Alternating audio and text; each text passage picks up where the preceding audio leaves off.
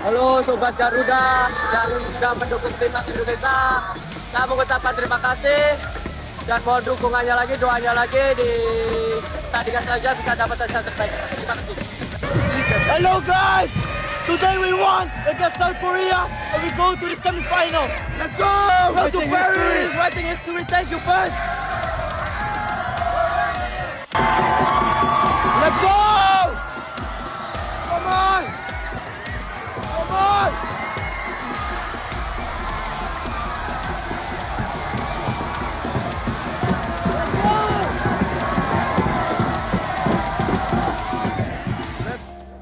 Pemirsa, Anda kembali di Selamat Pagi Indonesia dan itulah tadi bagaimana timnas dari Garuda Muda Indonesia ini mengapresiasi juga ya semangat para supporter yang tidak henti-hentinya mendukung laga permainan dari timnas Indonesia di Qatar dalam Piala Asia U23.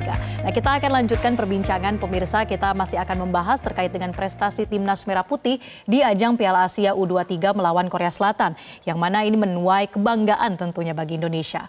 Timnas Indonesia U23 akan kembali beraksi di babak semifinal melawan antara Uzbekistan atau Arab Saudi yang baru bertanding pada malam ini. Apa saja persiapan selanjutnya? Untuk membahasnya kita sudah bergabung bersama Wakil Ketua Umum PSSI Zainuddin Amali dan pengamat sepak bola Kesit Budi Handoyo. Selamat pagi Pak Amali, Bung Kesit. Halo, selamat pagi Mbak. Salam olahraga. Pagi, Pak Baik, Zainuddin. terima kasih sudah bergabung bersama kami di Selamat Pagi Indonesia. Saya ke Pak Waketum dulu nih, Pak Amali. Indonesia ini sudah sukses ya mencapai semifinal Piala Asia untuk pertama kalinya, bahkan bisa dikatakan ini melampaui target dari PSSI. Nah, apa yang menjadi apresiasi sekaligus catatan kritis dari PSSI?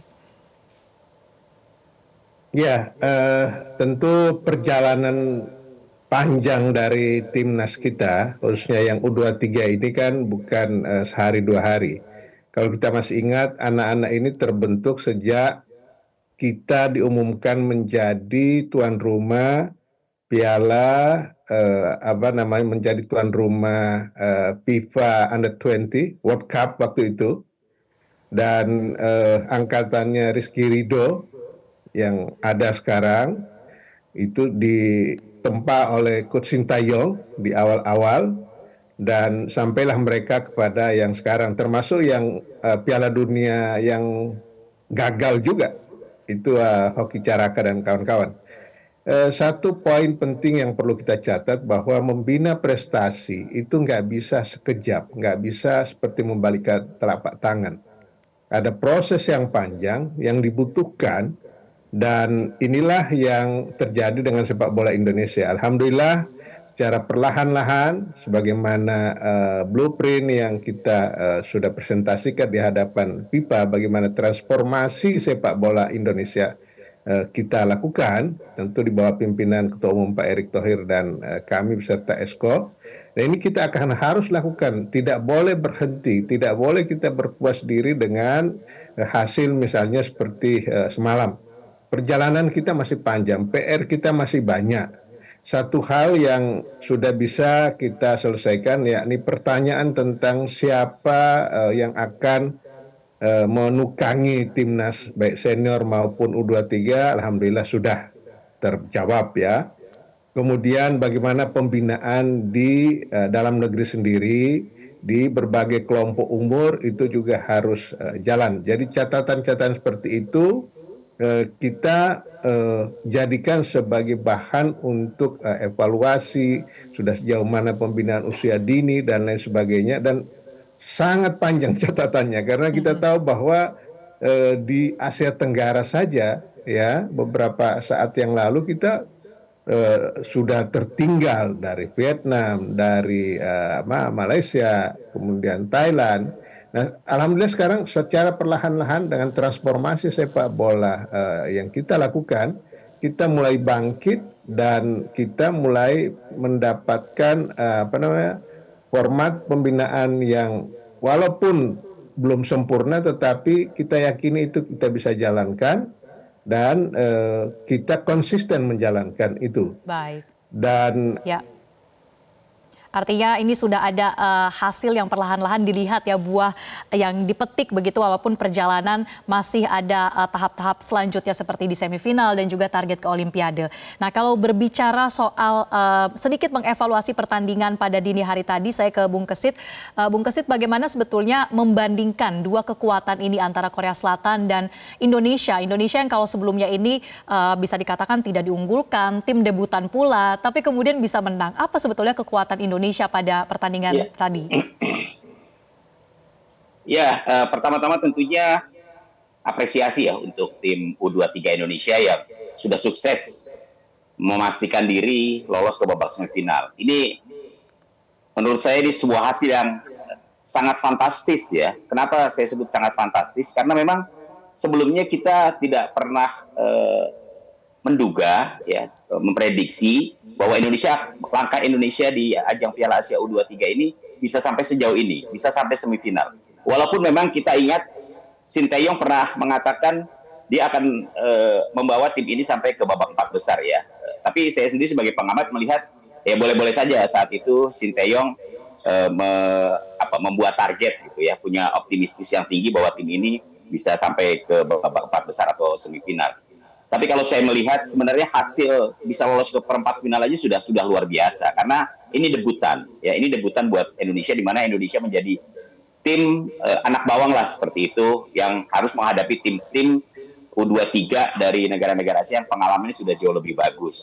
Dan kalau melihat progres penampilannya menurut saya juga sangat luar biasa, dari mulai kekalahan kita menghadapi Qatar, kemudian menang menghadapi Australia, menang menghadapi Jordania dengan skor yang sangat meyakinkan, plus pertandingan yang sangat dramatis semalam menghadapi Korea Selatan. Ini juga menjadi sebuah kejutan yang betul-betul menurut saya di luar dugaan ya, di luar prediksi saya. Kita sudah melangkah ke semifinal, kita mampu memperlihatkan sebagai tim yang ternyata mampu untuk bisa bersaing ya di tingkat Asia. Dengan sukses melangkah ke 4 besar, tentunya ya ini adalah sebuah kebanggaan buat masyarakat Indonesia ya. Sekaligus tambahan kado ulang tahun PSSI ya, Pak Zainuddin yang baru saja merayakan hari ulang tahunnya.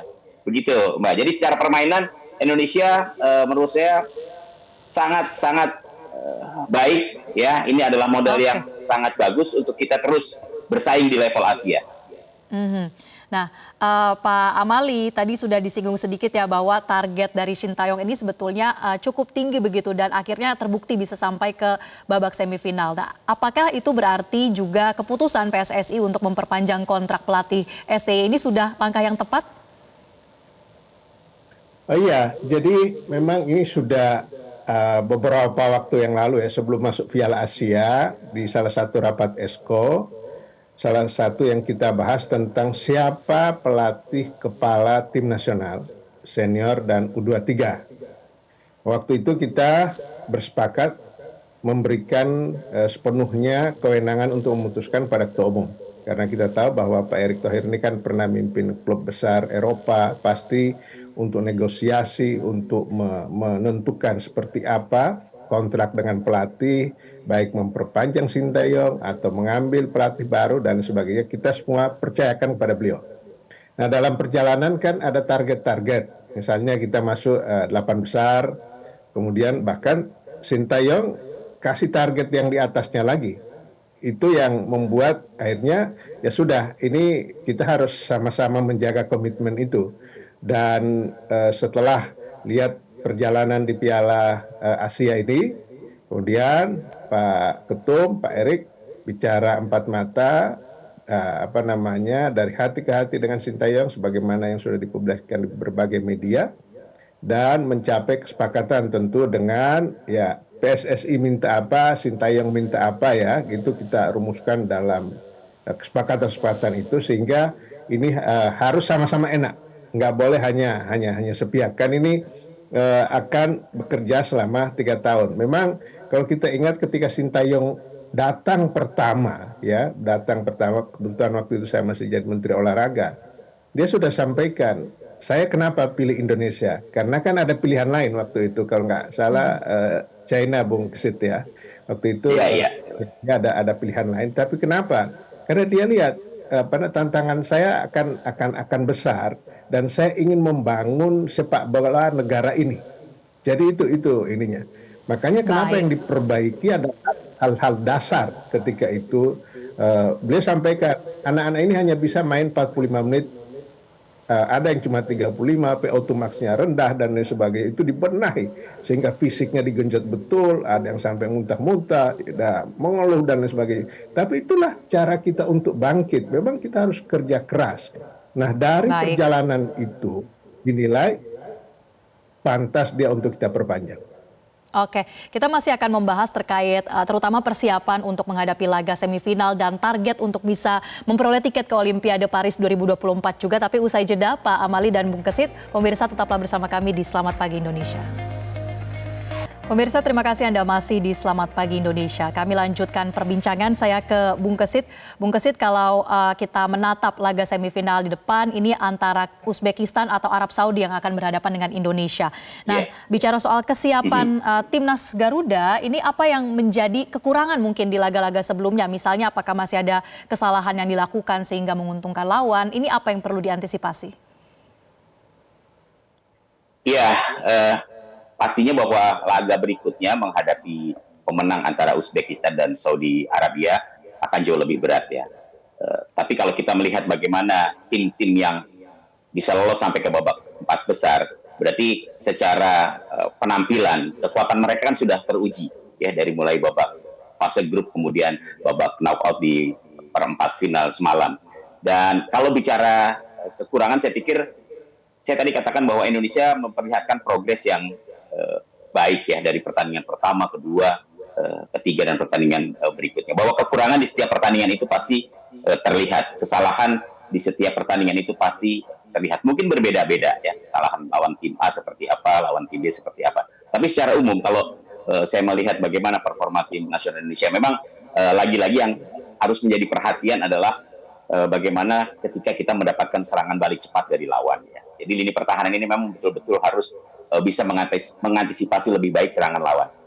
Semalam misalnya ketika serangan cepat dari Korea Selatan yang berawal dari lemparan jauh menjaga gawang kemudian bisa dilanjutkan oleh pemain depan dari Korea Selatan berujung pada gol ya, yang membuat skor akhirnya imbang 2-2 dan memaksa Indonesia harus melanjutkan pertandingan lewat perpanjangan waktu dan tendangan penalti. Bersyukur kita bisa meraih kemenangan di babak atau di adu penalti ya, yang begitu dramatis. Jadi saya pikir memang yang paling penting dalam pertandingan menghadapi siapapun lawan nanti di semifinal adalah kesiapan mental ya, kesiapan mental. Kemudian juga jangan membuat kesalahan sekecil apapun. Karena tadi saya katakan bahwa tim yang lolos sampai babak 4 besar ini semuanya sudah teruji, termasuk Indonesia ya. Walaupun kita pernah bertemu dengan Saudi Arabia di dalam pertandingan tidak resmi gitu ya, atau Uzbekistan. Tapi tetap bahwa konsentrasi, fokus ya, kemudian kedisiplinan dalam bertahan itu harus tetap diperhatikan. Kemudian satu hal lagi. Soal poin-poin itu tadi sudah cukup ditunjukkan belum Bung Kesit dalam pertandingan semalam soal mental, kemudian juga daya juang yang walaupun diserang lebih dahulu oleh Korea Selatan, ini apakah ditunjukkan? Ya. Mentalitas bertanding para pemain Indonesia sudah sangat baik. Ya, sudah sangat baik. Fighting spirit mereka sudah oke kok. Sudah tidak ada lagi yang namanya grogi. Tidak terlihat lah. Ya, ketenangan mereka sudah semakin terlihat, sudah semakin tinggi, sehingga ini menjadi modal yang baik ya untuk menghadapi tim-tim besar seperti Korea Selatan atau Jepang misalnya nanti. Siapa tahu kita lolos ke final kan begitu.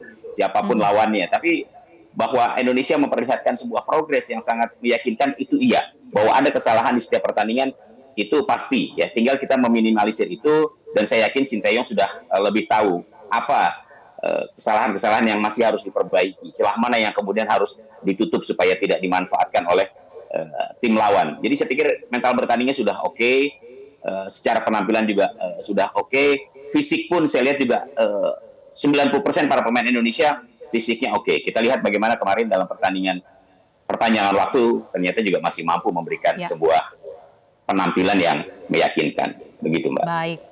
Nah, Pak Amali, kalau berbicara soal tantangan ke depannya yang akan dihadapi oleh Timnas Indonesia U23 khususnya ya, ini ada persoalan seperti kekurangan pemain atau tarik ulur dengan klub. Ini bagaimana PSSI kemudian bisa menjembatani permasalahan seperti ini, Pak Amali?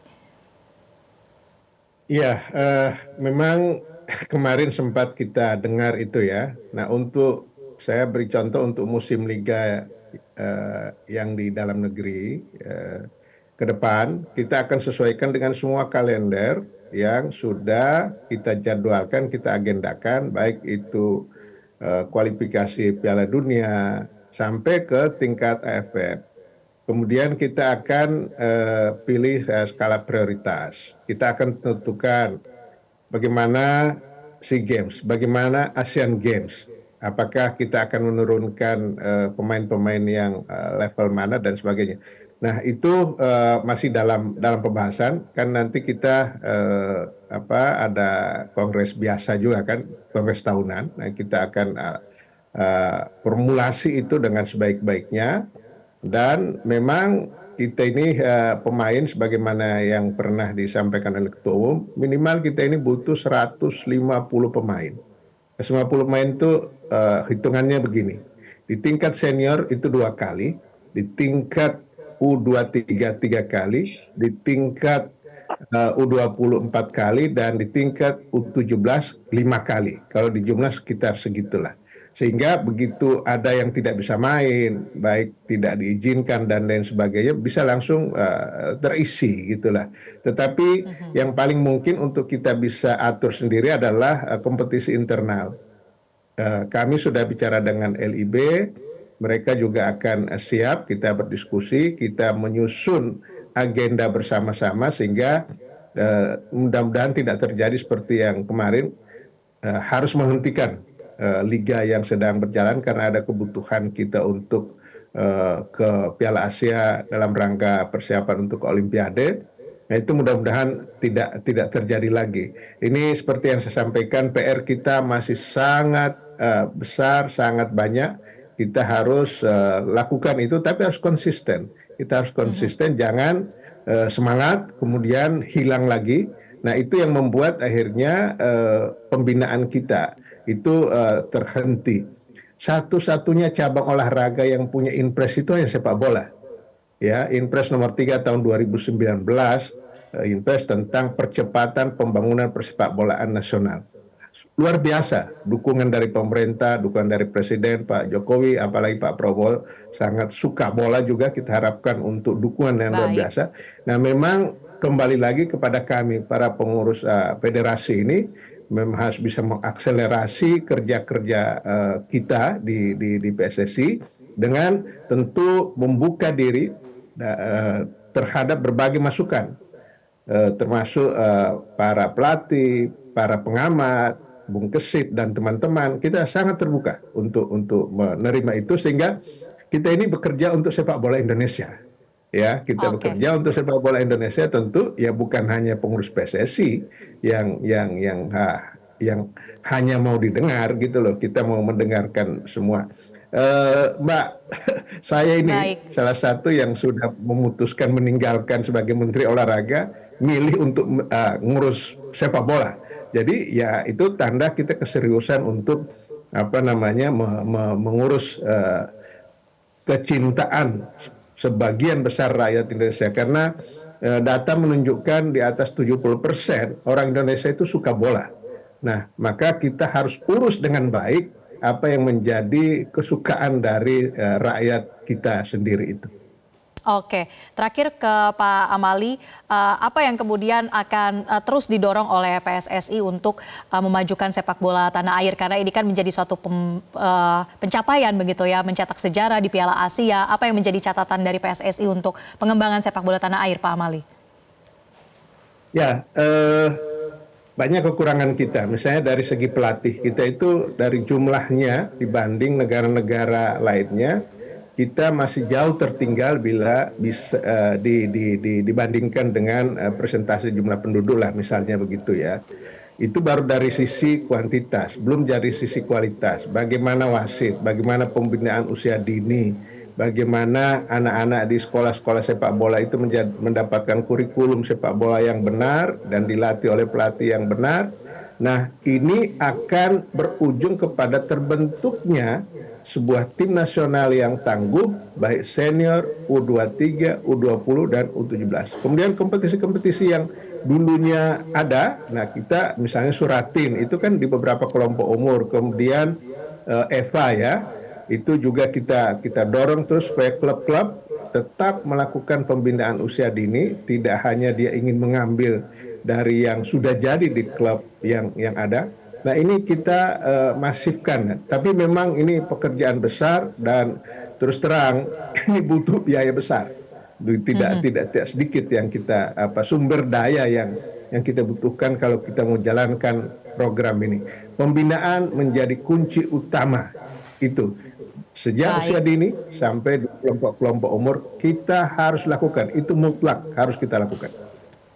Oke, terima kasih banyak Pak Zainuddin Amali, Wakil Ketua Umum PSSI. Tentu kita harapkan yang terbaik untuk Timnas Garuda Muda di laga semifinal. Terima kasih juga Bung Kesit, pengamat sepak bola, sudah memberikan banyak masukan untuk Timnas di laga semifinal nanti. Terima kasih sekali lagi telah bergabung bersama kami di Selamat Pagi Indonesia. Jelajahi cara baru mendapatkan informasi. Download Metro TV Extend sekarang.